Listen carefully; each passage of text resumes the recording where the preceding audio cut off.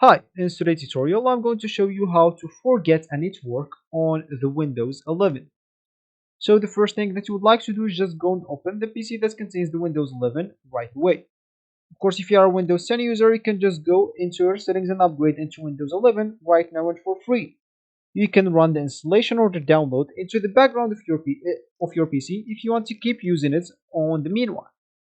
Of course, when the download finish, you will have to restart or to reboot your PC. Of course, you will be notified to do that.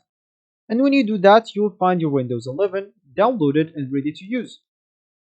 Of course, you will have a recovery point if you want to go back into Windows 10 whenever you want. But promise me, when you try and get used into Windows 11, you will like it much better. Of course, it's just a personal opinion.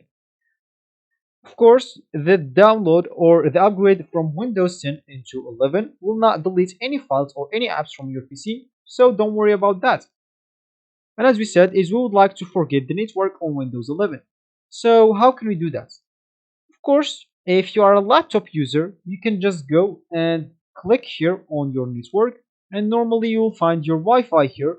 Just click on it and you will find the option to forget it. Of course, if you are a desktop user and if you have a Wi-Fi card on your PC, you will have to do the same. Just go into your network here and you'll find it and make sure to forget it, or you can just go into your settings.